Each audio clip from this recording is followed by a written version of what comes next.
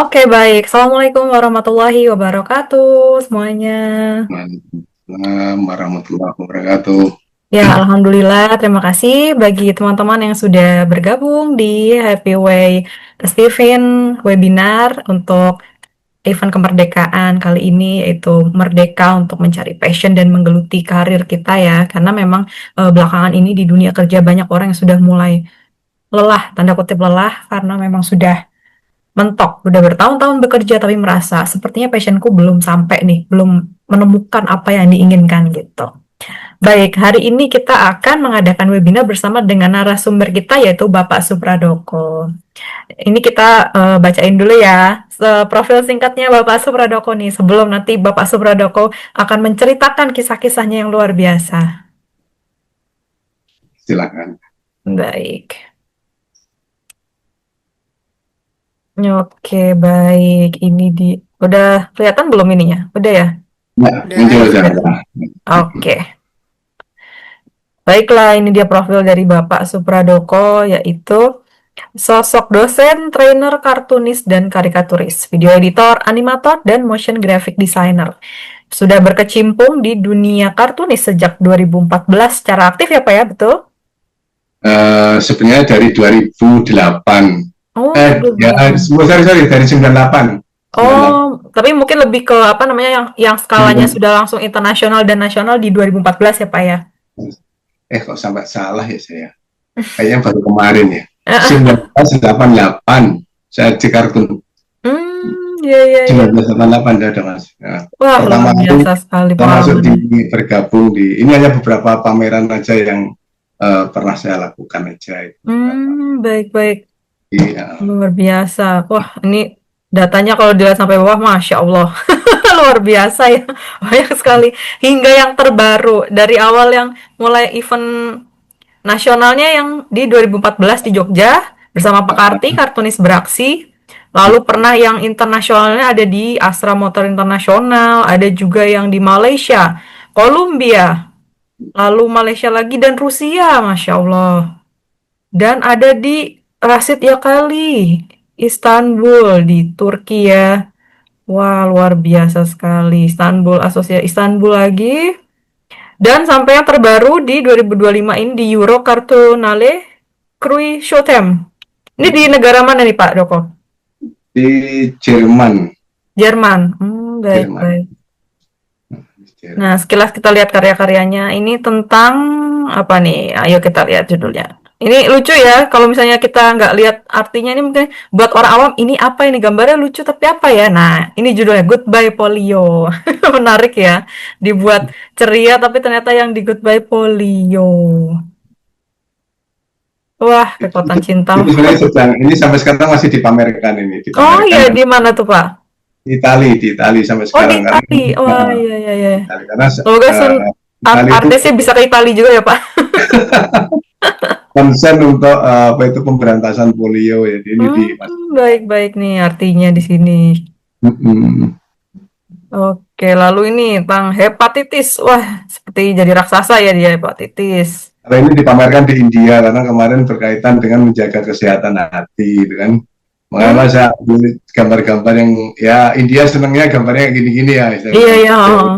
Yang ada Gitu nuansa kan. dewa-dewa Hindunya gitu ya Pak ya. Gitu. Betul betul. Ada. Jadi saya Iya iya. pamerkan Oh, virusnya sudah melakukan seperti ini. Makanya berarti waktu itu di dimotivasi. India lagi banyak hepatitis ya di 2020 itu. Ya. Baik.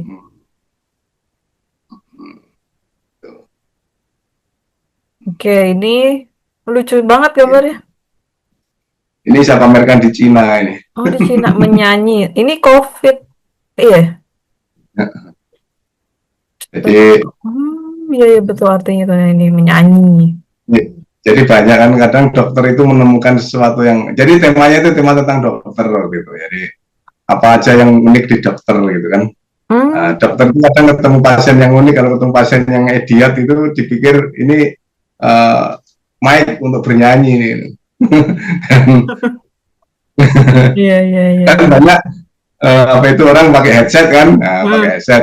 Pikir orang orang yang nggak itu kan headset, oh, ini headset juga ini dipikir gitu kan.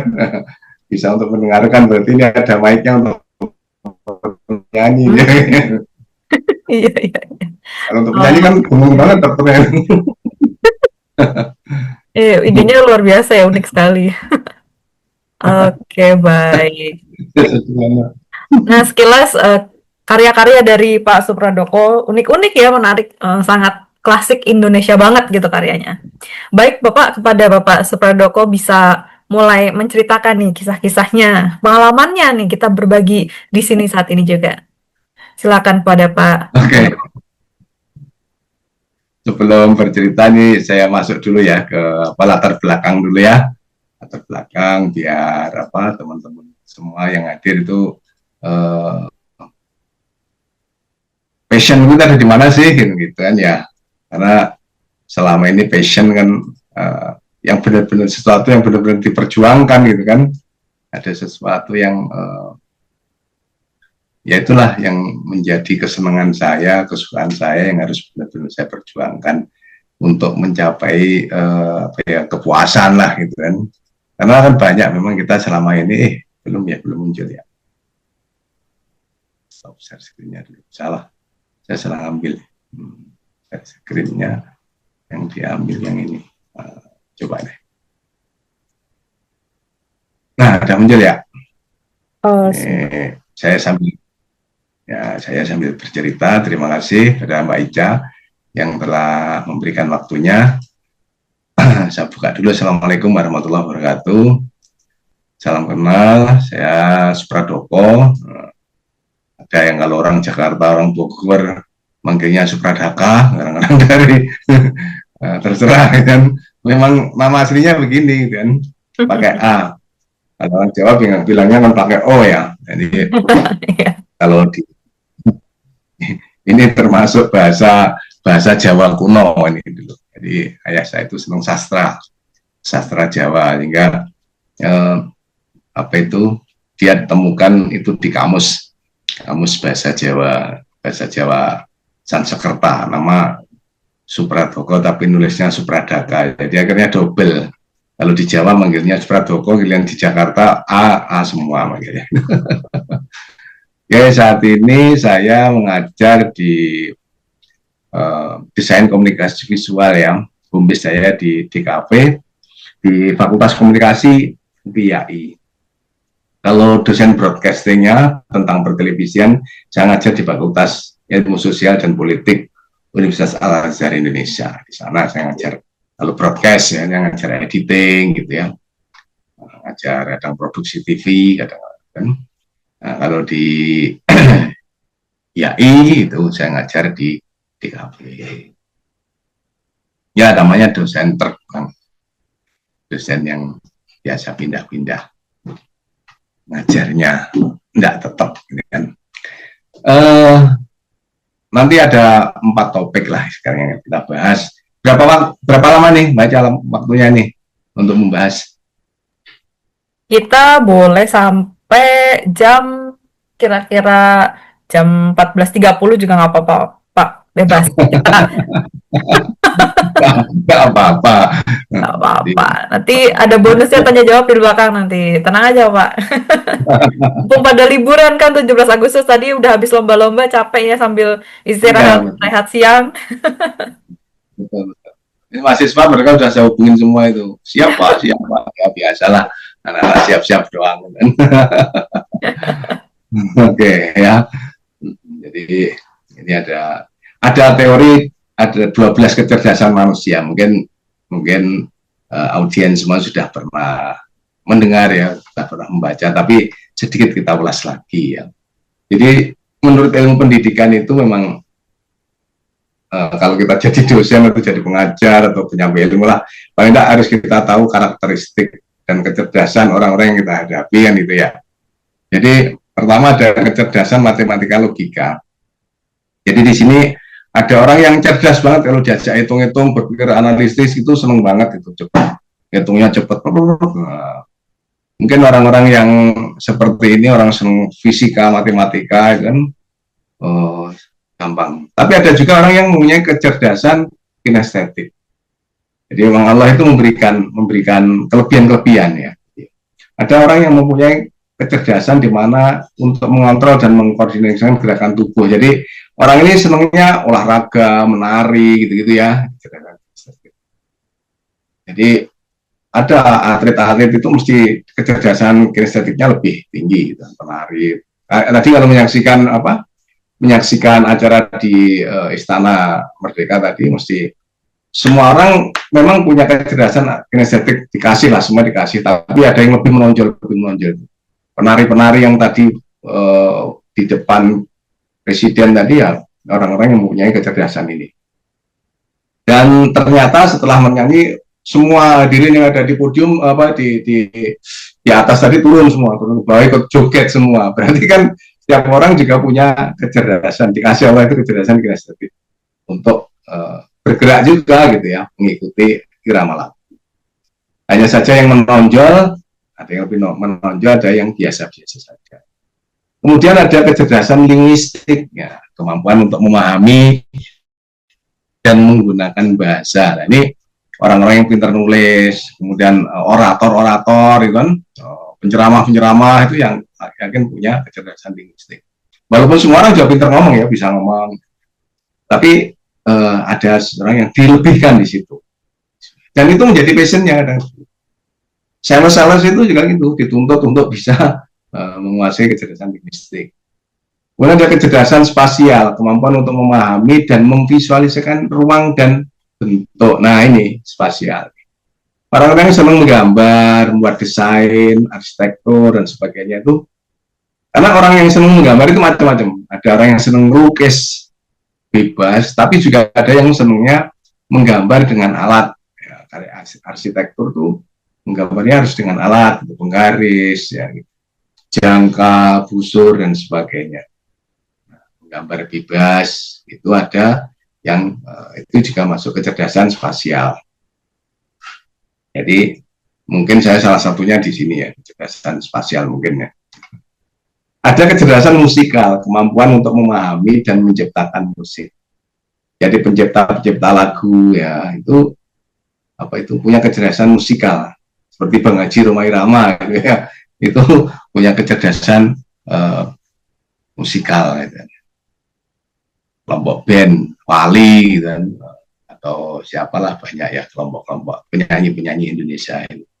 Dia kecerdasan musikal, dia cerdas di situ, cepat nangkep dan bisa.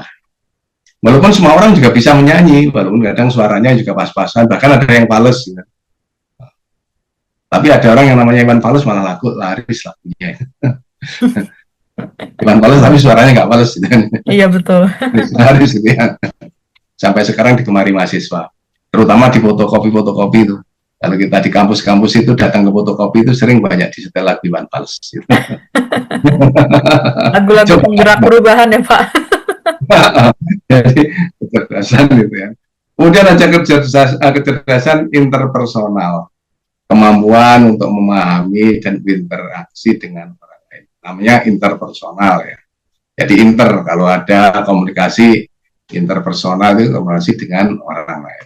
Bukan intra, kalau intra dengan orang berkomunikasi dengan diri sendiri. Tapi kalau interpersonal berarti orang yang bisa ngobrol dengan orang lain. Ada yang seperti itu ya, orang yang pintar menjalin hubungan, menjalin komunikasi ya, gitu ya.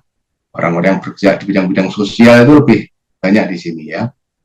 Jadi bagaimana kita mengolah itu kemampuan untuk berinteraksi dengan orang lain gitu kan. Ya kemarin kalau kita lihat itu hubungan interpersonal antara Donald Trump dan Putin kemarin di Alaska itu saya lihat, wah ini mereka berdua menunjukkan kecerdasan interpersonalnya.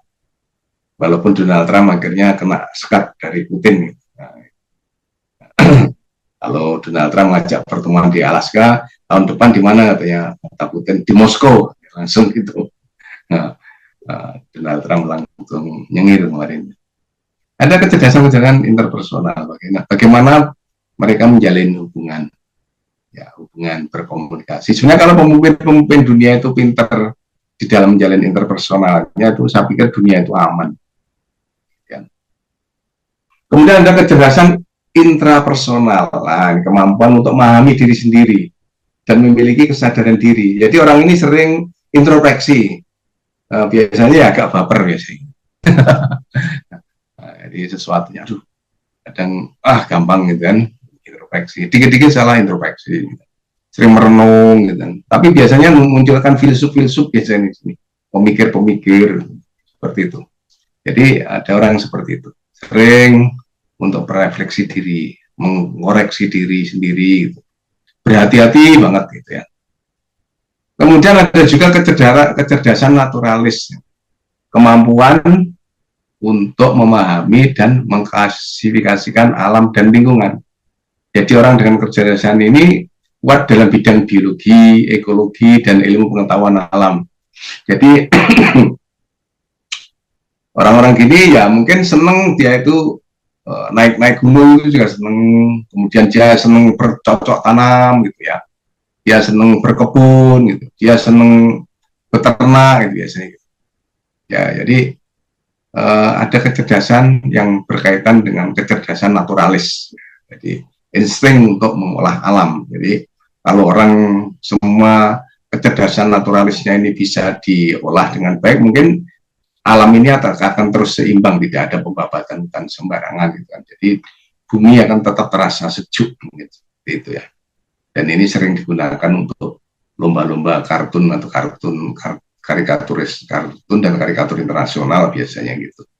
Nah, kemudian juga ada kecerdasan eksistensial, kemampuan untuk memahami dan merenungkan tentang makna hidup dan eksistensi. Ini sebenarnya hampir sama dengan kecerdasan intrapersonal. Jadi orang dengan kecerdasan ini kuat dalam filsafat dan spiritualitasnya. Jadi eksistensinya, kemampuan untuk memahami dan merenungkan tentang makna hidup. Jadi sering, jadi ini kadang orangnya juga sering diajak konsultasi ini biasanya. Mungkin sebagai kalau di sekolah BP gitu ya, atau psikolog gitu kan, sering diajak ngobrol. Atau bahkan ya, dukun-dukun itu lebih kuat di sini. Jadi bisa kasih tahu orang kadang itu. Iya. Ya, percaya orang itu dikasih tahu langsung percaya. Ya, wah, ini. Ini kalau pengen mendapatkan misalkan rezeki baca ini sekian kali, gitu. Nanti bawa ayam bekakak sekian, misalkan itu ya. Nah, itu. Nah, kemudian ada kecerdasan kreatif, kemampuan untuk menciptakan dan menghasilkan ide-ide baru. Nah, ini kreator-kreator ini saat ini sangat dibutuhkan di sini. Orang-orang yang mempunyai kecerdasan kreatif. Jadi orang dengan kecerdasan ini kuat dalam seni, desain, dan inovasi biasanya gitu ya. Jadi saat ini, karena saat ini itu sedang boomingnya abad visual ya, saat ini bisa disebut kalau orang-orang desain grafis itu bilangnya ini sekarang kan abad visual ya, dimana semua harus berwujud gambar. Orang mulai males membaca tulisan tapi lebih senang melihat gambar gitu ya.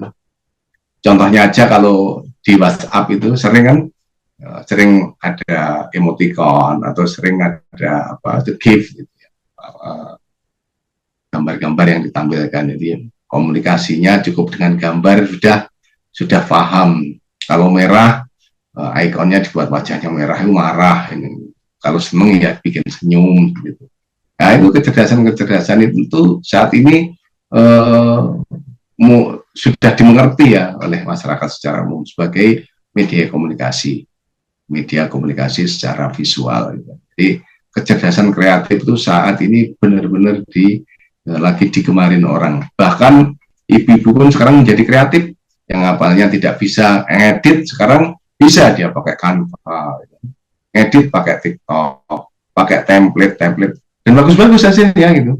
Dia ngambil gambar langsung di share ke media gitu. Jadi saya pikir ini zaman untuk membangkitkan kreatif. Dan kalau menurut pengamatan saya sekilas itu emang saat ini benar-benar orang-orang yang awalnya buta dengan seni, buta dengan editing, sekarang wah udah hampir semua bisa ngedit. Pedagang di pasar, ibu-ibu di warung, ibu-ibu di dapur pun saat ini tidak lepas dari gadget dan pinter membuat editing.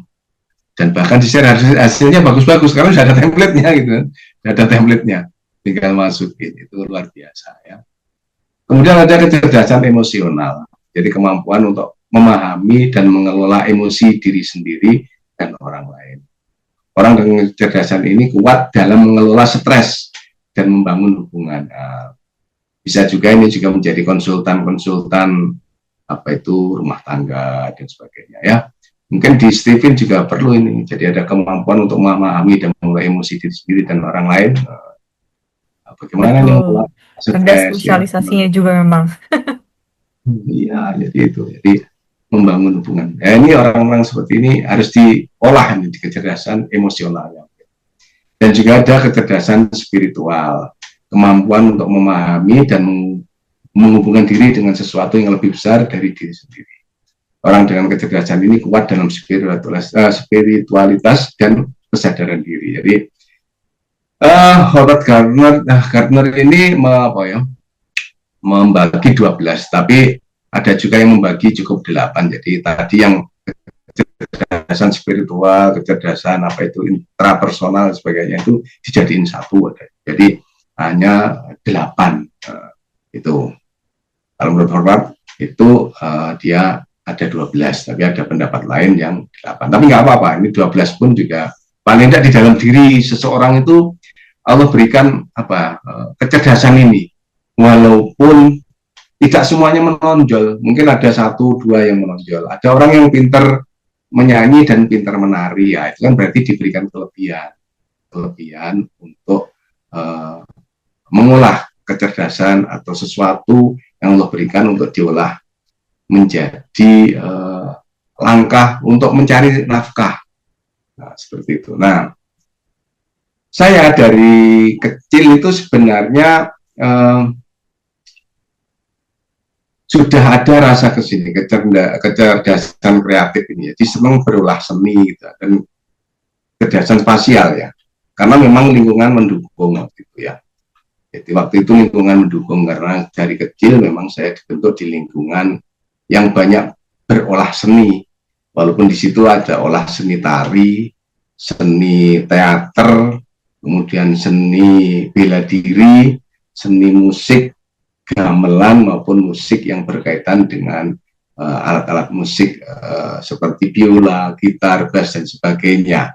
Sehingga hal-hal tersebut secara tidak langsung mempengaruhi kecerdasan kreatif dan spasial saya itu tumbuh waktu itu. Ya, tumbuh di lingkungan seperti itu. Memang ada orang yang kecerdasannya itu bisa tumbuh di lingkungan yang dibentuk atau yang dibentuk lingkungan, tapi juga ada orang yang tanpa dibentuk itu bisa karena sudah namanya bakat ya, Allah berikan itu langsung lebih ini gitu ya, kelebihan itu. Nah itu mendorong passion saya, jadi kesenangan saya, sesuatu yang harus saya perjuangkan itu di situ. Jadi dulu memang semua cabang seni saya senang itu. Saya dari kecil dulu sudah belajar menari. Selain belajar menari, belajar teater, walaupun di kampung ya, sandiwara kampung itu teater di kampung ada ya. Kemudian selain teater, belajar juga musik baik yang musik modern pakai gitar dan sebagainya, tapi juga musik tradisional, gamelan dan sebagainya. Saya pelajari. Yang belajarnya karena apa? Karena ada sarananya, mau tidak mau yaitu kita pelajari. Ada orang yang tidak mau karena memang tidak punya passion di situ, jadi passionnya beda.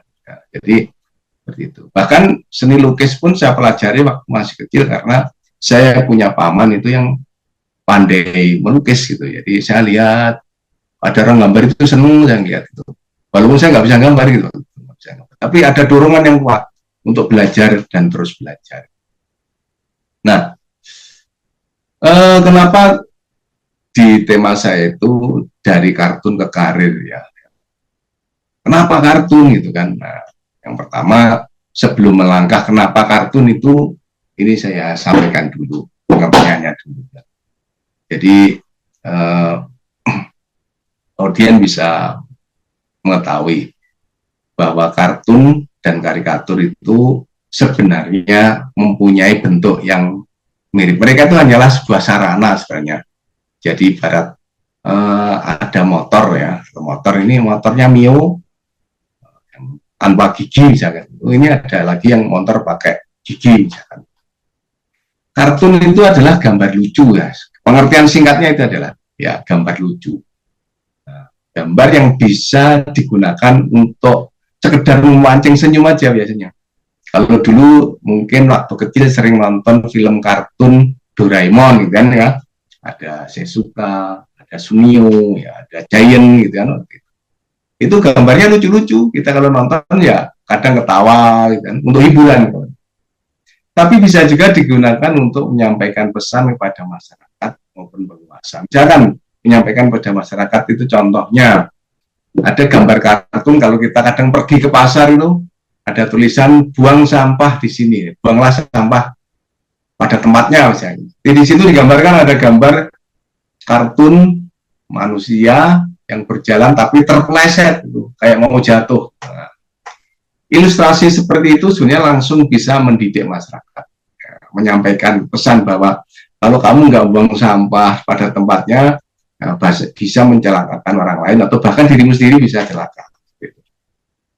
Bisa juga digunakan untuk menyampaikan pesan pada penguasa. Misalkan, nah saat ini banyak beras beras premium tapi ternyata oplosan gitu kan. Nah, itu bisa digambarkan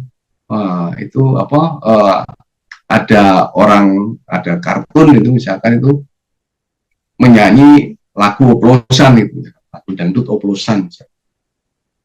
Tapi yang dibikin mabuk bukan minuman keras, tapi dia pegang beras yang dikarung tapi sambil pusing. Nah, ini beras oplosan, misalkan itu ya.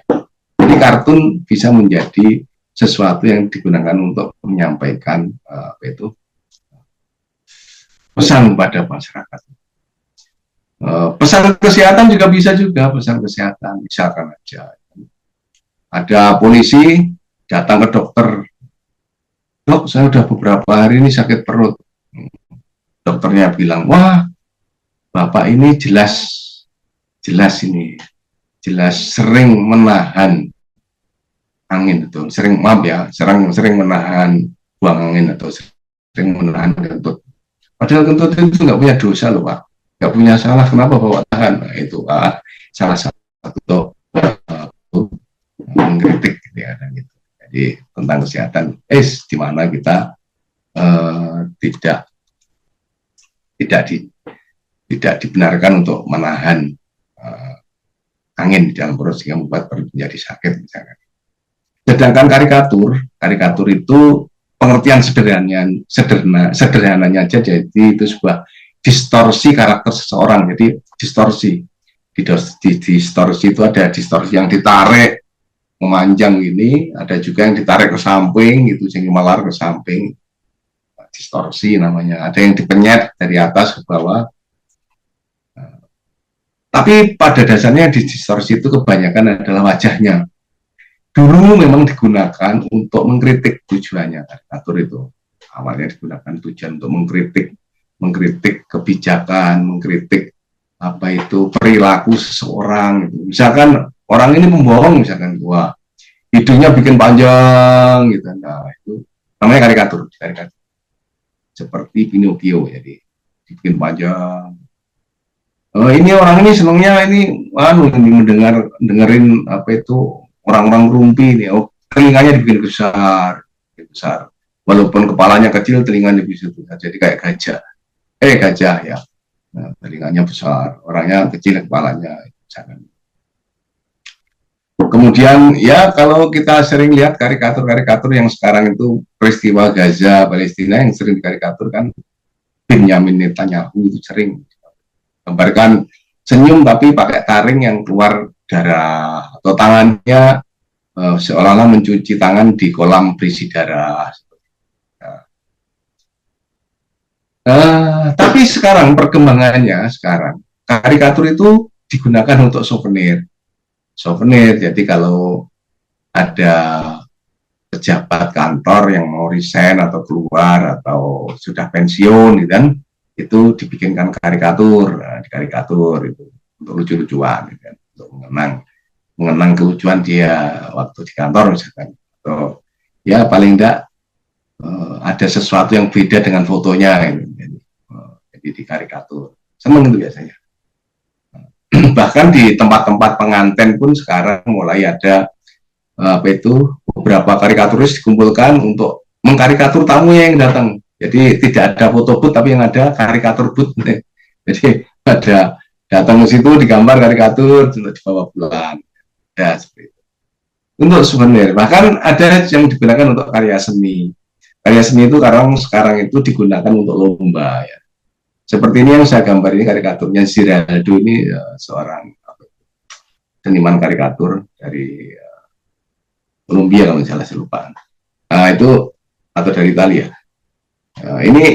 Ini sengaja digunakan untuk lomba di sana. Dia adalah seorang tokoh kartunis di sana yang mempunyai tokoh kartun. Dia tokoh kartunnya itu sering pakai jas kebesaran, jas yang itu terlalu besar dibanding badannya, dan kepalanya itu ditutup dengan panci ini, panci. Nah, akhirnya kalau dikarikaturkan ya, saya pilih wajahnya dia, saya gambar, kemudian kepalanya saya kasih topinya dari panci yang biasa dia gunakan di kartunnya. Jadi banyak kartun-kartun yang saat ini digunakan untuk seni ya, karya seni. Jadi lomba di luar negeri itu sekarang banyak digunakan untuk karya seni. Dan saya senang itu untuk mengikuti hal-hal seperti itu ya, karena ada passion di situ. Nah, kemudian mengapa kartun itu? Tadi kalau sudah tahu pengertiannya kartun, nah sekarang kartun ngapain sih kok mengangkat temanya tentang kartun gitu kan? Ya kartun itu merupakan media komunikasi visual yang mudah dimengerti oleh semua umur menurut saya ya. Jadi kalau tadi di sekolah-sekolah di TK-TK itu mesti temboknya itu digambarin kartun. Kartun bermain pesawat, kartun bermain sepeda, misalkan. Kartun, pokoknya media-media untuk apa? Untuk menyampaikan pesan itu berupa kartun. Bahkan di itu gambarnya mesti kartun, nggak ada gambar yang realis, gambar-gambar kartun. Game-game anak-anak itu gambarnya kartun. Jadi kartun sebagai media untuk komunikasi secara visual sehingga kartun itu hanya sebagai media ya, bisa diisi informasi, bisa digunakan untuk mainan dan sebagainya, media pembelajaran tentunya. Nah di samping ini juga ada ini kartun, saya bikin kartun ini dimuat di nyatanya.com. Jadi ketika tahu dan tempe itu melonjak harganya gara-gara harga kedelai impor itu naik ya. Jadi tahun 2023 itu sempat harga kedelai kita kan kurang bagus untuk bikin produk. Sehingga ketika kedelai naik dari Amerika waktu itu harga tempe, tahu naik.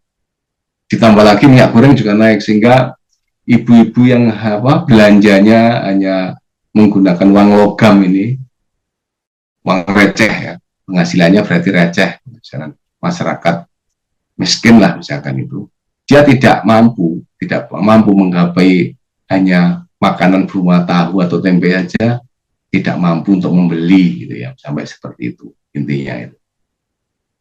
Dan juga minyak goreng yang seharusnya digunakan untuk menggoreng tempe dan tahu harganya naik sehingga waktu itu pas COVID gitu ya banyak orang yang harus mengirit menggunakan minyak goreng, akhirnya diganti minyak goreng kita itu akhirnya pemerintah. Bahkan sempat banyak kasus truk bawa minyak goreng guling dan sebagainya sampai didoain siapa orang yang menyimpan minyak goreng dan sebagainya itu. Jadi sempat terjadi hal-hal seperti itu. Sehingga ini menggelitik saya untuk mencoba menyampaikan pada masyarakat atau pemerintah atau penguasa, semoga dengan gambar ini pemerintah mau peduli dengan rakyatnya yang tidak mampu untuk hanya sekedar makan tahu dan tempe goreng misalnya. Nah itu waktu itu gitu. Kemudian kartun itu sampai saat ini banyak media yang membutuhkan ilustrasi kartun untuk mengisi kolom-kolom atau space kosong sebagai pelengkap suatu informasi. Contohnya saja. Kalau teman-teman semua membuka Canva, gitu kan, Canva, gitu kan, itu ilustrasinya mesti banyak ngambil dari situ dan kartun-kartun yang diambil, gambar-gambar kartun banyak. Bahkan saat ini aja untuk apa itu Tribun ya, untuk acara 17 Agustusan itu banyak sekali yang menampilkan gambar-gambar kartun lucu-lucu itu saya lihat itu ya. Gambar-gambar GIF juga lucu-lucu dibuat kartun-kartun. Bahkan meme ya, meme itu juga terbuat dari kartun banyak-banyak ya. Jadi hal-hal seperti itu bagi saya itu sangat menarik karena sesuai dengan passion saya gitu. Makanya saya senang di kartun dan saya yakin yang senang bukan saya saja, mesti banyak orang yang senang karena ketika kartun ditaruh di kaos pun ya itu laris yang beli gitu ya, banyak orang yang beli. Misalkan ada kartun digambarkan di kaos gitu kan, terus di bawahnya ditulisi mohon tidak dicuci dengan kuah bakso. Nah, aja itu juga payu apa laku dijual. Jadi kaos gambar kartun tulisannya warning gitu. Jangan dicuci dengan kuah bakso. Nah, gitu. Jadi ya salah satunya akan membuat orang pengen beli. Dan juga sampai saat ini di koran Jawa Timur itu masih kadang di Jakarta juga ada koran Jayakarta itu. Jadi masih menyediakan honor untuk mingguan. Honor mingguan. Jadi kalau kita bikin kartun kita dimuat, misalkan kayak di Jawa Pos itu satu kartun dihargai. Ya. Kurang lebih ya nggak banyak sih, kurang lebih satu kartun bisa 200 ribuan, ada yang 150, ya lumayan gitu. Bagi kartunis modalnya hanya sedikit, cukup menggambar pakai spidol gitu kan, kemudian di kertas gambar, kemudian kita scanner misalkan itu, kemudian kita kirim melalui email, itu sudah bisa masuk menghasilkan duit. Bahkan kalau untuk lomba-lomba di internasional, cukup kita gambar pakai, mungkin kalau teman-teman pakai pen XPS mungkin di HP itu gambar itu, langsung deh kita kirim. Lumayan itu hadiahnya, kalau menang itu di luar negeri itu lumayan ya. Ya kalau di Eropa biasanya ya standarnya euro ya, euro. Jadi lumayan. Jadi hal-hal seperti itu membuat orang kadang tergiur ya. Hadiahnya kalau di luar negeri itu minimal 1.000 euro itu, ada yang juga hadiah kedua 8.000 euro gitu lumayan dia itu. Nah, yang ketiga itu fleksibel. Kartun itu fleksibel menurut saya. Saya sebagai orang yang senang berkarya seni, walaupun saya senang lukis juga, saya sering lukis, baik cat minyak, cat air, dan akrilik itu saya senang. Gitu ya. Tapi bagi saya kartun itu fleksibel, bisa dikerjakan di mana saja tanpa membutuhkan ruang khusus. Saya berkartun, saya tadi lupa saya bilang dari tahun 1988 itu saya berkartun. Waktu itu sambil kuliah.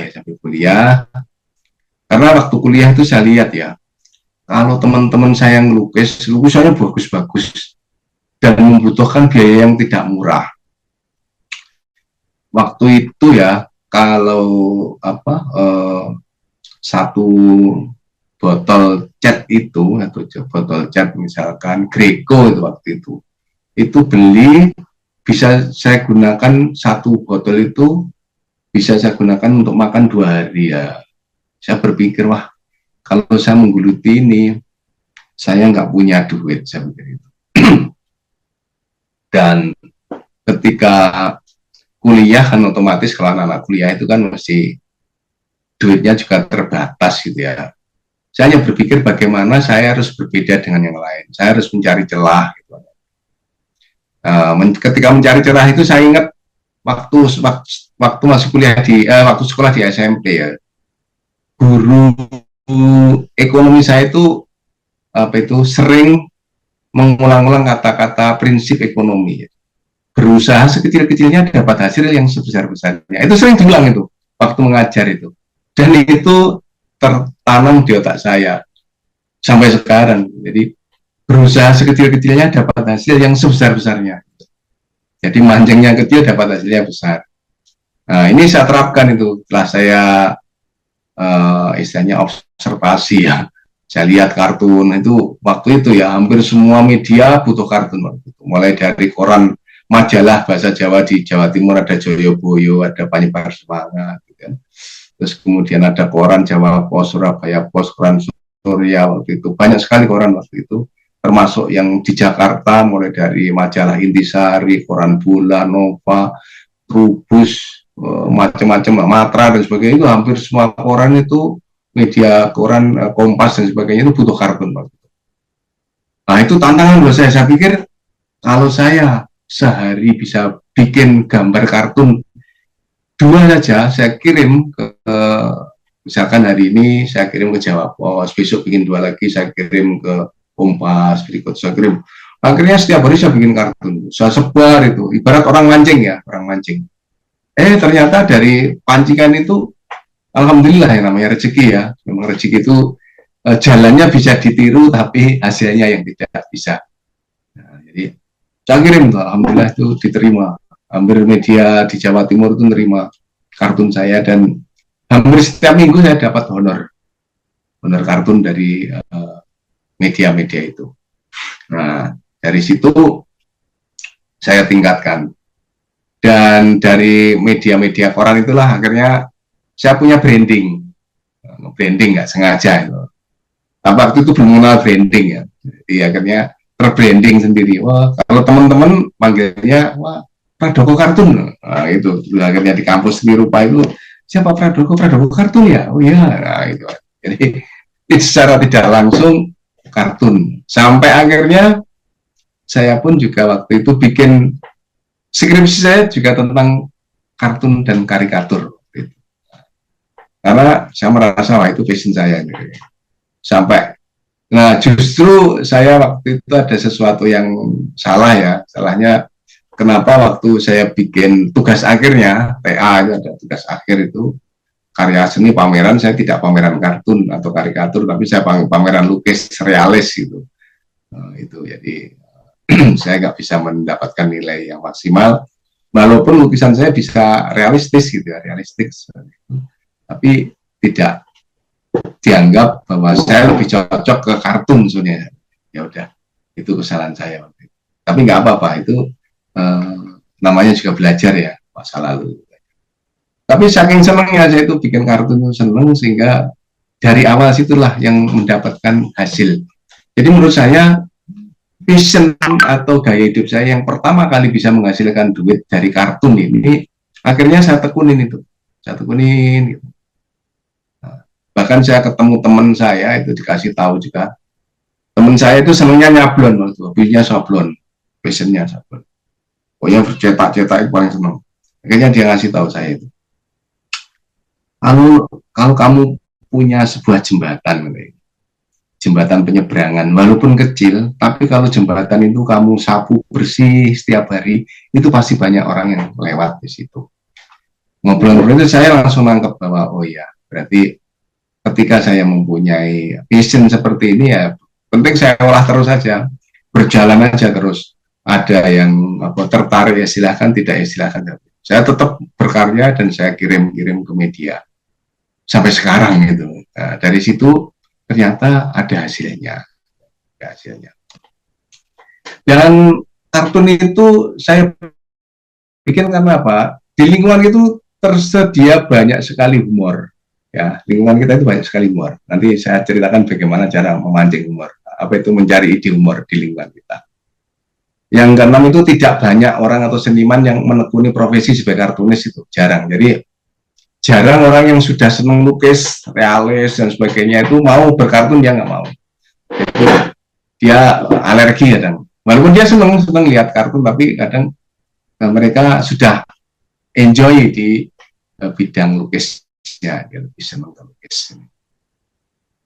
Gitu ya.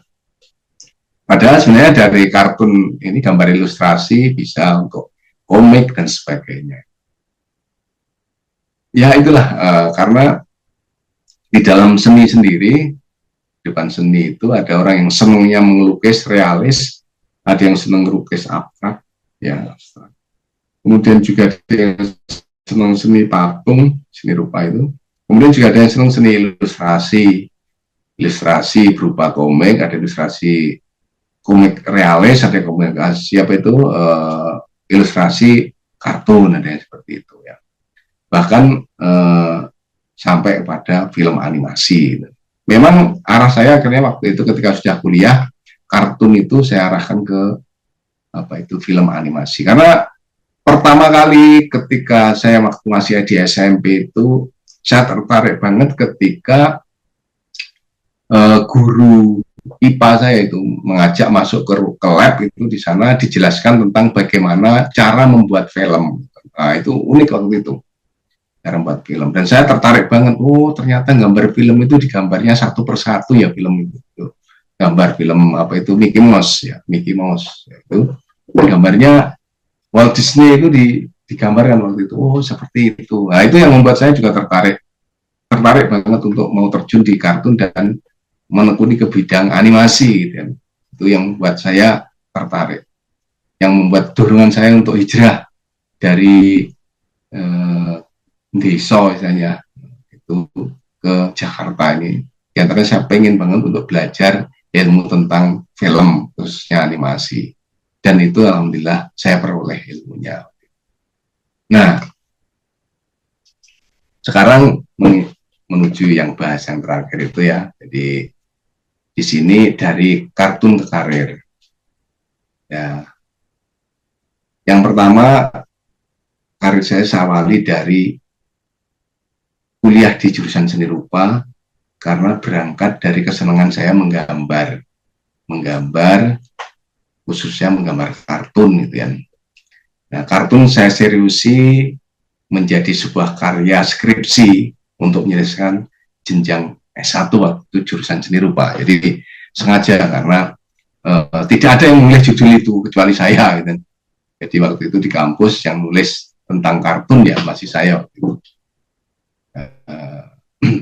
Kemudian disusul dengan adik-adik kelas saya. Karena waktu itu mencari literasi atau mencari sumber tentang kartun di jurusan itu yang berkaitan dengan khusus kartun karikatur saya nggak nemu waktu itu. Jadi saya tulis waktu itu, saya melakukan penelitian di Surabaya, saya meneliti kartunis koran Jawa, Surabaya Post namanya Pak Gatot MC dan Pak PI. Waktu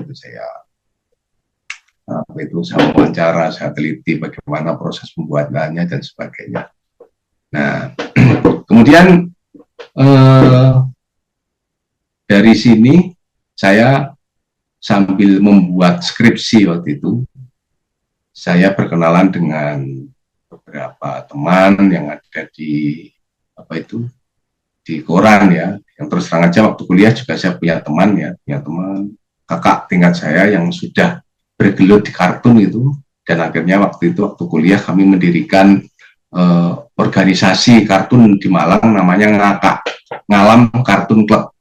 Ngalam itu sekarang dari Malang, Kartun Club, grup kartun dari Malang lah gitu. Namanya Ngakak. Tahun 1988 itu, waktu itu lagi ramenya lagi boomingnya orang bikin kelompok-kelompok kartun. Misalnya ada Kokang, ada Secak dari Semarang, Kokang dari Kaliwungu ya, kemudian ada kelompok kartun Perkara, ada kelompok kartun macam-macam ya.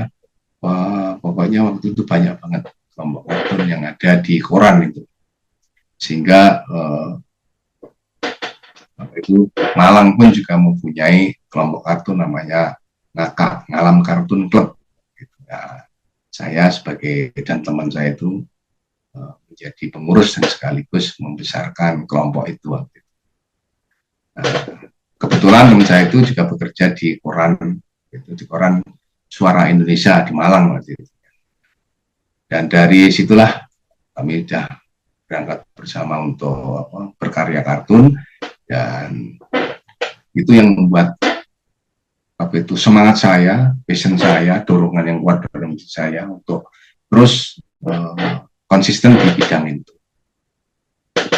Dan berlanjut itu ya, setelah lulus kuliah di Malang, akhirnya saya berangkat ke Jakarta, waktu itu bergabung dengan Televisi Pendidikan Indonesia atau TPI yang sekarang menjadi MNC, dan saya di situ belajar animasi, belajar motion graphic gitu ya. Saya belajar karena di situ karya animasi atau karya motion graphic saya juga bisa muncul di televisi ya. Itu, dan di situ ada kesempatan untuk belajar dan belajar. Sampai saya juga sempat mendapatkan kesempatan belajar di pusat kebudayaan Jepang itu untuk membuat animasi kartun frame by frame waktu itu masih frame by frame kartunnya bikinnya pakai Excel gambar gitu. Kemudian ketika saya melanjutkan ke S2 saya juga ambil tema komik dan kartun itu saya tulis sebagai bahan tesis untuk menyelesaikan jenjang S2 di pemasaran komik. Komikus Indonesia itu gimana sih memasarkan karya-karyanya dari studi kasusnya tentang komikus Indonesia. Itu masih berkaitan dengan kartun ya. Sehingga wawancara saya juga pada kartunis yang ada di Jakarta ya, termasuk komikus juga saya wawancarai ya. Termasuk bukunya Bumi Langit juga saya gunakan untuk referensi dan sebagainya. Nah, seperti tadi saya bilang bahwa ketika lulus S1 saya sebelum lulus ya, waktu kuliah itu saya sempat bergabung itu di Harian Sore Surabaya Post sebagai kartunis mingguan. Jadi saya setiap hari Sabtu sore itu berangkat ke Surabaya dari Malang Surabaya, kemudian kita bikin kartun itu kita bawa di redaksinya sana. Kemudian hari minggu sore itu biasanya dicetak dan muncul dan kita dapat honor dari situ. Kemudian setelah hijrah tadi sudah saya bilang saya berada di televisi MNC waktu itu sebagai desain grafis dan motion grafis gitu ya. Saya pun jadi dosen. Kenapa jadi dosen juga? Karena di sini ternyata saya juga kalau saya bergelut terus di dunia ini ilmunya kalau nggak disebarkan nanti kalau meninggal gimana? Ditanya ilmu buat apa? Dan ternyata karena sekolah saya dulu juga diajarkan pendidikan sehingga passion saya sebagai seorang pendidik muncul juga selain seorang seniman kartun. Akhirnya saya gunakan untuk mengajar sampai sekarang. Jadi ternyata kartun itu cabangnya banyak, bisa di televisi, bisa desainer termasuk mengajar di desain komunikasi visual sebagainya. Dan bahkan dari mengajar itu akhirnya banyak dibutuhkan tenaga saya sebagai trainer. Nah, kiatnya gimana sih untuk menggapai kesuksesan melalui dedikasi? Jadi kan tadi di judulnya itu kan dari kartun ke karir, kiat menggapai kesuksesan melalui dedikasi. Walaupun saya dibilang belum sukses itu ya, tapi ada hal-hal yang bisa diikuti jejaknya lah. Jadi saya selalu mengikuti suara hati kita untuk melangkah sesuai dengan bakat dan kemampuan kita. Jadi kalau kita melangkah tidak sesuai dengan mengikuti suara hati itu kayaknya itu banyak gagalnya. Jadi saya pun dulu ketika mengambil jurusan seni rupa pun sempat dimarahi sama bapak saya juga. Apa ngambil jurusan seni itu susah loh untuk dijualnya gitu kan. Tapi hati saya itu pengen melangkah ke sini, tetap kok saya ngambil jurusan lain itu tetap nggak nyaman rasanya. Tapi karena ini saya merasa nyaman loh, itu kan belum mengerti namanya passion, belum mengerti namanya apa secara ilmu belum tahu, tapi kok saya cenderung ke situ ya. Gitu. Ya udah saya ikutin aja kata hati saya. Ternyata mengambil jurusan seni malah saya diterima di perguruan tinggi negeri. Kemudian ketika saya mengikuti suara hati saya untuk berkartun, tidak melukis, justru dari kartun itu saya sering mendapatkan duit waktu kuliah, bahkan bisa digunakan untuk bertahan hidup di Kota Malang waktu itu ya, untuk bertahan hidup kartun gitu kan. Terus kemudian caranya lagi gimana? Kita berusaha keras untuk mencapai tujuan itu melalui belajar dan terus belajar walaupun banyak yang mencibir. Jadi saya itu dulu belajar gambar itu selain di kelas, saya juga sering belajar ke seniman-seniman jalanan. Jadi saya itu dulu sering kalau di Malang itu ada kelompok seniman Malang pelukis apa itu kartu ucapan. Kalau kayak di Jakarta itu ya kayak pelukis-pelukis yang sekitar Kota Tua gitu ya, kayak gitu ya. Saya ikut nongkrong di pinggir jalan, ikut nongkrong, belajar gambar sama mereka. Gitu. Walaupun kita sering itu diolok-olok, oh, gambarmu jelek, gambarmu nggak masalah.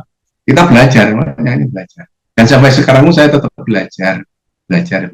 Saya merasa belum belum belum bisa menggambar, sehingga saya terus belajar. Ada semangat karena di situ biasanya saya merasa ada sesuatu yang menyenangkan buat saya. Kemudian ya itu setiap hari setelah kita berkarya kita lakukan evaluasi. Wah kurangnya di sini ya. Kemarin sih sini. Ini seperti ini saya gambar apa awalnya gambar opor ayam itu ada kerupuk, ada piring, ada sendok. Saya coba gambar pakai cat air langsung. Oh ya ini masih belum bisa, gitu. Nggak apa-apa, saya lanjutkan aja. Gambar coba gambar pakai pensil, gitu. Pensil warna, gambar lagi ada cabai, saya gambar.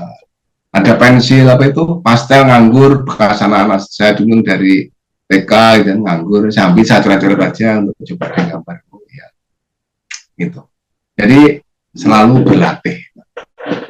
Kemudian bergabung dengan komunitas-komunitas yang memiliki kesamaan minat. Ya, akhirnya saya bergabung juga di sini dengan kelompok namanya HOKA, House of Cartoon Mania. Sekarang pusatnya di Bali. Saya bergabung di sana, bikin majalah, namanya majalah kartun, itu kartun magazine atau Karma ya, kartun magazine. Kartun magazine itu terbitnya memang kita kirim ke luar negeri, di Perancis, ke New York, kemudian ke Malaysia gitu. Jadi berdasarkan pesanan. Ada beberapa yang dikirim di Indonesia juga ada. Mungkin kalau teman-teman mau butuh itu ada di Blok M itu ada di M Blok ya, sorry M Blok itu ya ada itu toko buku yang menjual apa itu Karma. Kenapa dengan Perancis? Karena kita waktu itu bekerja sama dengan Institut Perancis Indonesia IV Jakarta ini untuk awalnya untuk membuat pameran kartun, kemudian kita membuat buku itu majalah dari majalah. Dan karena teman-teman itu banyak yang berasal dari Bali, sehingga sekarang komunitas ini berada di Bali. Tapi anggotanya bisa seluruh dunia, kalau mau gabung bisa. Namanya HOKA, House of Cartoon Mania. Jadi orang-orang yang senang kartun. Bahkan kemarin kartun-kartun kita itu sempat dilelang di NFT ya. NFT itu lumayan hasilnya. Lumayan, ada yang satu kartun itu dihargai 15 jutaan gitu ya. Itu pun sudah lewat calo ya. Ya itu kalau kita dapat 10 kartun udah lumayan. Teman-teman banyak dari situ. Jadi dijual di NFT gitu. Kemudian fokus sungguh dan bermental juara serta siap menerima kegagalan. Jadi kalau sudah senang dengan passion itu ya fokus saja ke situ. Saya karena passion saya ngajar juga ada kartun, ya udah saya sekarang itu setelah lepas dari televisi ya. Kalau televisi waktu itu kan kerjanya kan mengikuti pesanan klien ya. Kita kerja dan sebagainya itu. Sekarang ada dibilang tadi kebosanan juga. Bosan saya keluar dari televisi, saya ingin tetap fokus di kartun dan sesuai passion saya ngajar dan berkartun, ya udah ternyata ngajar bisa digunakan sambil kartun, lebih banyak waktunya, longgar gitu, seperti itu. Dan kita harus tetap bermental juara karena saya senang mengikuti kontes-kontes internasional itu apa ya, untuk mengasah aja, untuk mengasah diri aja. Kira-kira kalau karya kita itu bisa terpilih, terseleksi untuk dimasukkan di lomba, karena kan seluruh dunia itu banyak orang yang berkirim karya. Kartunis dunia itu ya walaupun nggak ribuan ya, hanya ratusan aja yang saya lihat sampai saat ini itu. Mereka tuh berkirim karya dan tidak semua karya bisa diterima di sana. Bagi karya yang diterima dan dipamerkan itu sebenarnya bisa manggung, berada di panggung internasional itu ya menurut saya sesuatu yang memuaskan bagi saya, karena ternyata tidak semua orang yang menggambar di situ bisa diterima oleh jurinya. Berarti apa yang saya gambar itu bisa diterima secara komunikasi visualnya. Dan itu yang mendorong saya terus untuk berkarya. Jadi tetap aja walaupun kalah ya tetap ngikut aja.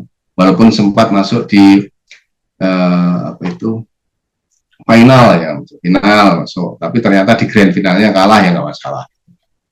Nah itu aja yang bisa saya sampaikan ya. Jadi, untuk saya waktu berkumpul dengan teman-teman komunitas di Borobudur Cartoonist Forum tahun 2018 ya. Ya 2018an ya. Dulu pernah saya sama Mbak Ica ini pernah juga waktu BCF pertama kita hadir ke sana juga. Iya. Waktu itu ini BCF kedua namanya Borobudur Cartoonist Forum ya, forum kartunis. Kartunis Indonesia ngumpul pameran di sana gitu kan. Dan ini salah satu kartun saya yang saya pamerkan kemarin di Surabaya berkaitan dengan pemilu kemarin. Jadi bagaimana seorang caleg biasa menyuap kotak suara, padahal di situ banyak jebakan. Gitu.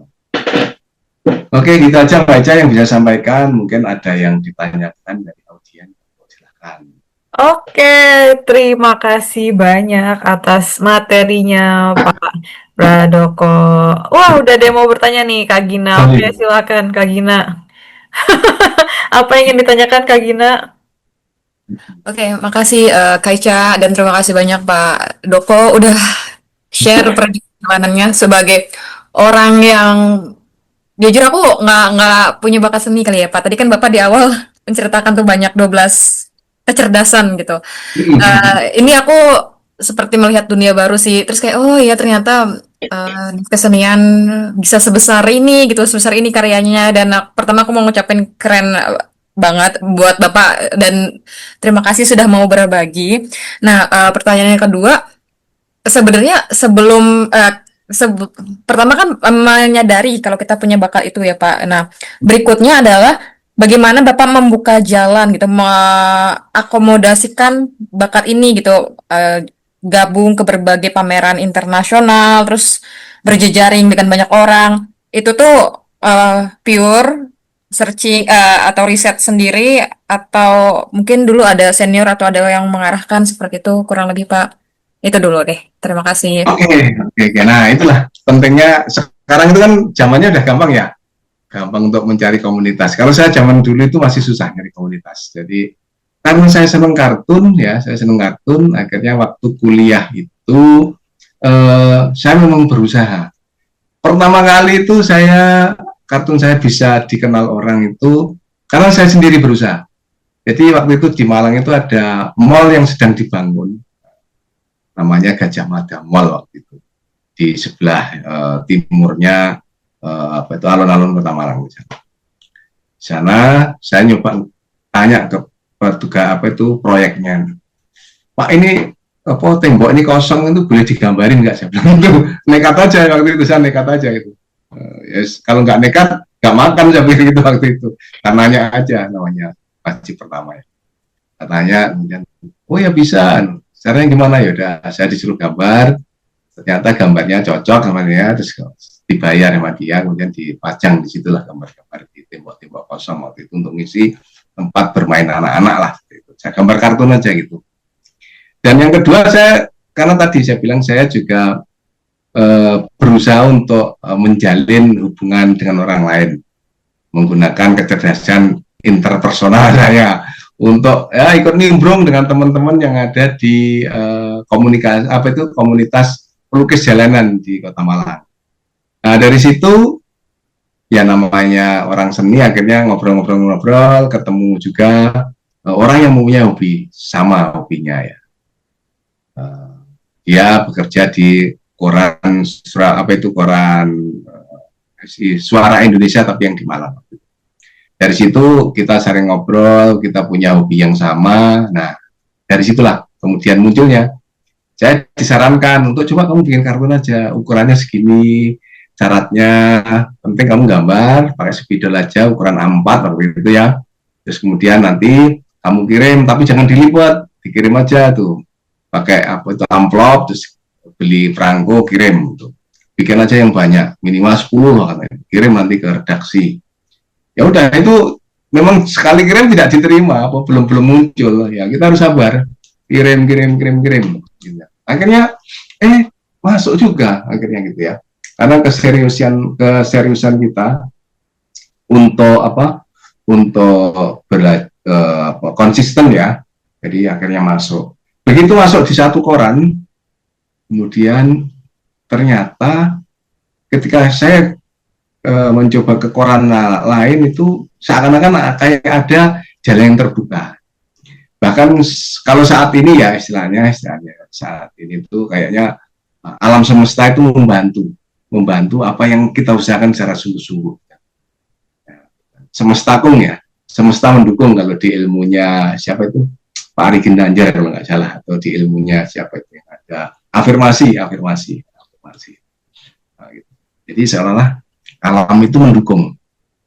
Dari situ memang saya terus terang aja ada yang membimbing, diarahkan. Kalau lo mau pengen ini gambar lo dimuat di sini, misalkan caranya begini ya, akhirnya seperti itu. Begitu Mbak Gina, mungkin ada yang tanya lagi. Senang saya pertanyaannya, bagus. Oke, ada lagi yang mau ditanyakan teman-teman sebelum nanti kita akan beralih ke beberapa materi tentang apa itu potensi dan juga cara menggalinya lewat konsep Stephen. Untuk melengkapi materi dari Pak Pradoko tadi yang 12 jenis kecerdasan manusia tadi ya menurut teori ya. Ya, betul. Nanti akan saya tambahkan lagi untuk merangkumkan dan semakin menguatkan untuk menggali potensi teman-teman semua. Kalau dari aku cukup dulu, mungkin Pak Pradoko punya media sosial kayak di situ ada karya-karya Bapak yang bisa dilihat atau di mana gitu Pak? Kalau misalnya mau berjejaring. Ada di itu saya memang nggak banyak upload ya, terus terang saya nggak banyak upload di media sosial karena terus terang aja saya lebih banyak karya saya itu saya Media, ya. jual di tempat lain. Tapi ada di IG saya ada, di IG ada. IG saya Pradaka Kartunis itu ada di sana. Oke, nanti kita share ya di grup. Ya, terima kasih Pak Doko dan Kak Ica atas kesempatannya. Oke, nah sekarang saya mau membantu merangkumkan dan juga bukan merangkumkan sih, lebih tepat menambahkan. Dan saat lagi akan di-sharing juga materi tentang dari sudut pandang Stephen ini. Oke, sebentar ya. Sesuai dengan tema kemerdekaan ini, merdeka untuk mencari passion sesuai potensi genetik. Kita harus mengetahui dulu siapa dirimu, gitu. Ya, perkenalkan, aku adalah Rifka Atmastono, seorang Certified Happy Way Stephen Consultant, dan juga Sosmed Content Producer, Brand and Creative Strategist, dan juga sarjana di cafe. Juniornya Pak Pradoko nih sebenarnya. Junior jauh ya. Dan juga seorang Certified Tour Guide juga. Random banget sih memang, tapi ya sudahlah.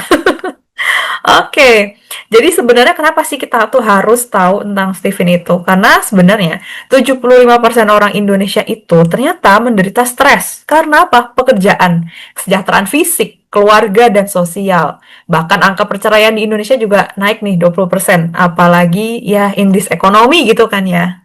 Dan 87% mahasiswa di Indonesia ternyata salah jurusan. Nah ini nih, dari salah jurusan jadinya stres ketika udah aduh jurusan gue ini, kerjaan gue ini nggak nyambung, tapi ya sudah mau bagaimana lagi kan. Nah itu salah satu pemicu stresnya.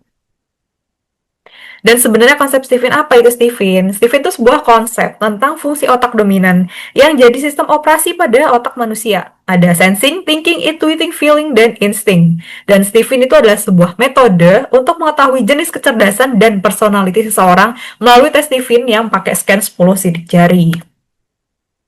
Nah, sidik jarinya itu akan bawa informasi tentang komposisi susunan syaraf tersebut, kemudian dianalisa lagi nih, dan dihubungkan dengan belahan otak tertentu.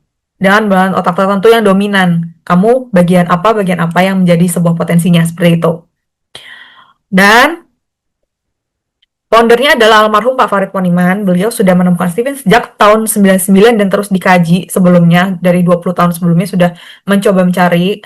Dan Beliau ini salah satu kawannya Indrawan Nugroho yang punya Kubik Leadership dan Pak Jamil Azaini yang seorang motivator juga. Dan Kubik Leadership kalau pernah dengar mungkin ya, itu untuk training para leader, untuk training apa self development dan semacamnya.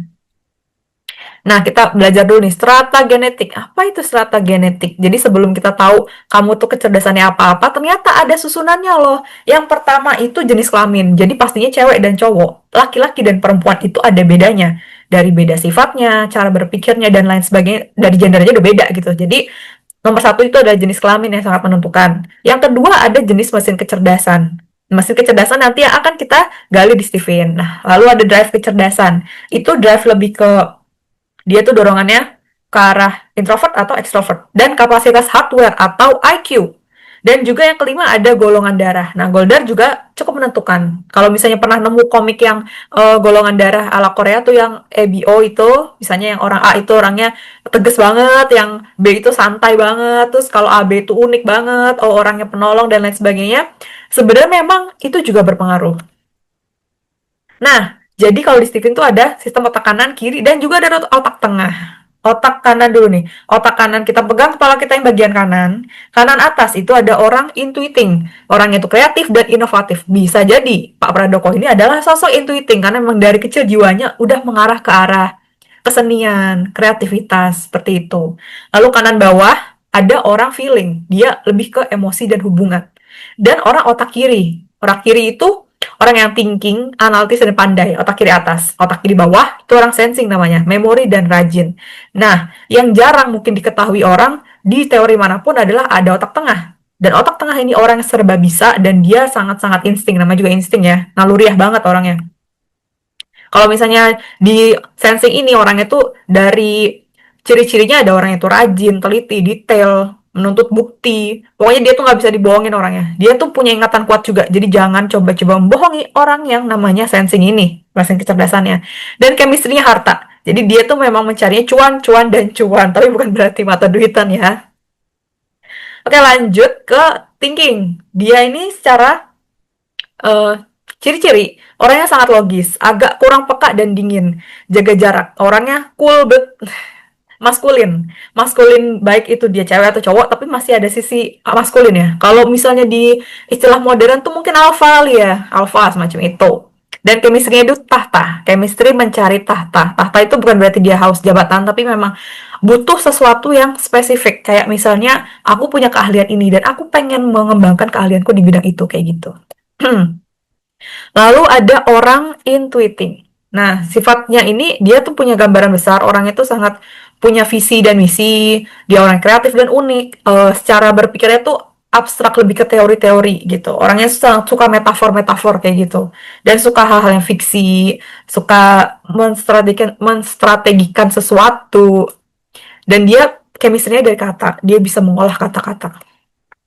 Lalu ada orang feeling yang dia punya chemistry apa cinta. Yang dicari adalah cinta dan kecerdasan emosionalnya dia sangat tinggi. Dia hobinya main hati. Main hati ini bukan berarti gimana ya.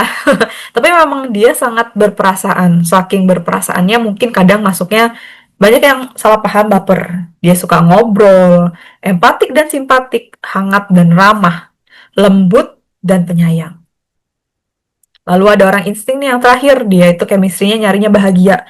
Yang penting bahagia dan damai. Dia tuh orangnya spontan gitu ya, lalu riah banget, pragmatis aja deh udah gue gitu. Dia generalis, dia serba bisa, banyak temen, orangnya juga pendamai dan filantropis sejati. Kalau digambarin seperti ini ya, jadi kalau sensing itu memang mencari harta sebagai passion pekerjaannya. Lalu ada thinking yang mencari spesifikasi. Jadi tahta itu lebih ke spesialisasi gue ini apa nih dalam karir kayak gitu. Lalu ada intuiting. Intuiting itu mencari kata, mengolah kata-kata. Dari kata menjadi karya.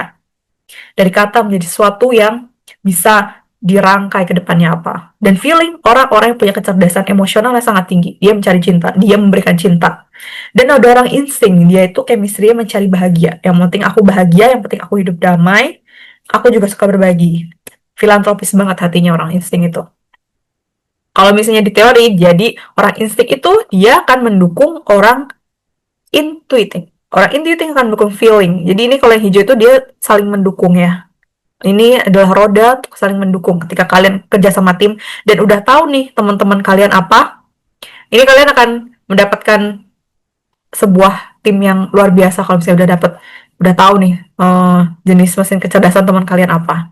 Dan di sini menaklukkan. Menaklukkan itu bukan membuli atau gimana, tapi lebih ke jadi sosok mentornya gitu. Yang jadi sosok mentornya itu yang cocok buat jadi mentor orang intuiting, itu orang thinking. Yang cocok jadi orang yang jadi mentornya orang insting itu adalah sensing. Dan yang jadi mentor atau yang bisa meluluhkan kerasnya hati orang thinking itu adalah orang feeling. Kayak gitu. Dan kalau misalnya kalian sering dengar introvert dan extrovert, aduh introvert itu yang ansos, extrovert tuh yang sangat super social butterfly gitu ya istilahnya.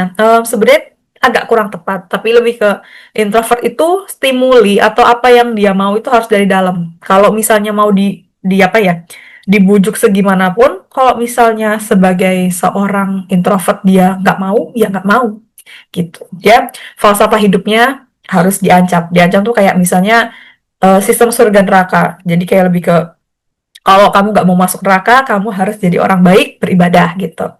Terus cara memotivasinya itu dia ditantang, dikasih challenge, challenge, and challenge. Jadi semua keinginan lebih banyak dari dalam diri dia sendiri gitu. Kebalikannya orang extrovert harus dari luar stimulinya. Jadi kayak kalau diajakin orang diiming-imingin tuh, oh iya ya, aku baru mau gitu. Dan dia memang benar-benar harus diiming-imingi. Misalnya kayak dikasih, nanti kalau kamu mau masuk surga kamu harus berbuat baik gini-gini gitu. Jadi sistemnya surga neraka diterapinnya di introvert extrovert seperti itu. Jadi emang semua keinginannya lebih banyak dari luar. Dan dia kalau misalnya mau dimotivasi itu harus dikasih fasilitas. Jadi kalau misalnya kalian ada teman yang sekiranya dia extrovert banget, kalau mau dia lebih apa ya, lebih termotivasi lagi ya difasilitasi. Misalnya kayak dikasih dijajanin, di-treat dengan baik seperti itu. Dan biasanya kalau di dunia kerja itu orang sensing dia kuatnya di motorik. Emang senangnya kerja nyata aja. Fokus pada hasil dan langsung cari yang paling efisien. Kalau orang thinking, dia lebih ke main analisis. Analitis banget ya. Sistematis, pikir jernih, suka sama hal yang berstruktur, algoritma, dan juga akurat. Lalu ada orang intuiting yang dia kreatif, ideologis banget orangnya tuh. Idealismenya tinggi. Terus dia visioner, out of the box, suka sama tantangan yang baru dan feeling dia lebih ke humanis, menyentuh emosinya sangat main gitu di perasaannya. Pokoknya harus sesuatu yang empati, yang kalau misalnya pekerjaan itu nggak ada touch of heart, apa sih istilah Indonesianya tuh tidak menyentuh hati, dia tuh kayak kurang puas gitu. Pokoknya harus ada sesuatu yang berhubungan dengan sosial. Orang insting juga, dia tuh naluriah banget. Holistik, cepat ngambil peran, dan dia kontributif. Dia harus berkontribusi dalam setiap pekerjaan. Ini salah satu contoh pekerjaannya. Kalau misalnya dia tuh sensing introvert, dia tuh cocok jadi ekonom banker. Dan ya ini, pokoknya apapun yang berhubungan dengan administrasi dan keuangan. Extrovert, selain bagian administrasi dan keuangan, dia juga cocok di bagian olahraga, entertainer, yang nampil banget gitu kalau orang-orang sensing versi extrovert. Kalau introvert, thinking dia cocok jadi bagian consultant, quality control, disampai ke ahli-ahli science. Pokoknya yang science banget, peneliti, teknisi, insinyur, dan lain sebagainya. Kalau dia yang extrovert, dia bisa nampil di depan. Mirip dengan yang introvert, plus dia bisa jadi sosok dosen atau guru dan juga tentara. Gitu. Nah, kalau intuiting dia, kalau introvert dia cocok jadi orang di balik layarnya, yang misalnya kayak penulis kan di balik layar, seniman tuh yang penting kan karya seninya, orangnya nggak usah terlalu maju apa-apa. Sinema juga dia jadi sinematografernya, nggak muncul. Kalau extrovert dia bisa muncul di depan jadi fashion designer ya, atau bisa atau jadi CEO creative agency, CEO dari creative agency, bisa jadi CEO-nya, bahkan jadi IO-nya juga, event organizer yang nampil yang harus ngomong di depan klien langsung ya kan kalau IO gitu-gitu. Tapi tetap ada di bagian kreatif. Kalau feeling introvert dia cocok jadi guru, CEO, trainer, motivator, public speaker. Jadi sebenarnya feeling introvert dan juga feeling extrovert itu yang paling nggak jauh beda karena memang sama-sama suka ngobrol, baik itu introvert atau extrovert gitu. Yang penting feeling itu ngobrol sama orang. Orang-orang feeling adalah orang yang sangat people person. Nah, kalau orang insting dia nggak punya extrovert introvert karena memang dia serba bisa semuanya. Dia otak tengah. Dia kendalinya nggak perlu introvert extrovert. Semuanya dia bener-bener di tengah, literally tengah-tengah. Jadi penengah dan semuanya serba bisa. Nah, ini nih yang paling tinggi jenis kekuatan, bukan kekuatan, kecerdasan. Kecerdasan spiritualnya tinggi. Jadi agamawan, entertainer, nyentuh kalbu gitu kalau misalnya orang-orang insting ini. Dan aku juga pernah punya klien, dia orang insting, dia sosok pengusaha fashion cukup terkenal, dan dia pernah cerita ke aku ketika aku bilang orang insting tuh kalau misalnya kadang ngebatin sesuatu, kadang memang ada yang kejadian. Terus dia bilang, oh iya bener, aku pernah ngalamin itu. Nah, spiritualitasnya dibilang tinggi, cukup tinggi. Kayak gitu. Nah, sekilas dari tentang Stephen ini, dan kalau misalnya kalian penasaran tentang Stephen dan pengen sharing ke teman-teman atau misalnya pengen tanya-tanya dulu, pengen tahu potensi aku sebenarnya apa ya, aku pengen coba dong gitu. Kalian yang sampai selesai di akhir sesi ini akan mendapatkan voucher potongan Stephen senilai 100.000. Tapi kalau mau konsul dulu nggak masalah. Kalau mau tanya-tanya atau mau ngajak teman-teman dulu atau mau curhat-curhat dulu. Kalau misalnya kayaknya aku udah mulai ngerasa aku harus cari passion baru aku nih, gitu. Konsultasi dulu nggak apa-apa. Seperti itu teman-teman. Terima kasih sudah menyaksikan sampai akhir. Oke, gimana? Apakah ada yang ingin ditanyakan? Dari awal tadi materi Pak Doko tentang dunia kartun yang ternyata oh jadi begini, sangat membuka apa ya, membuka wawasan baru, atau ternyata jadi menemukan kayaknya aku cocok di dunia seni ini. Waduh, mungkin ada lagi yang mau ngobrol-ngobrol tentang itu, boleh. Tapi kan pada dasarnya manusia itu punya semua sebenarnya. Betul. Hanya kadarnya yang berbeda-beda. Iya, spesifikasinya Mana lebih yang ke arah mana menonjol, nih mana yang gitu. Oke, kalau begitu kita sudah ada di akhir sesi. Terima kasih sudah menyimak sampai akhir. Wassalamualaikum warahmatullahi wabarakatuh. Terima kasih Pak Doko, Makasih Waalaikumsalam. Kak sama Doko, Gina. makasih Tadi Kak Keisha. Fitri Ya. kayaknya ini ada. Tadi Masih. beberapa teman-teman ada yang duluan, mungkin ada kendala sinyal ya. Oke, terima kasih.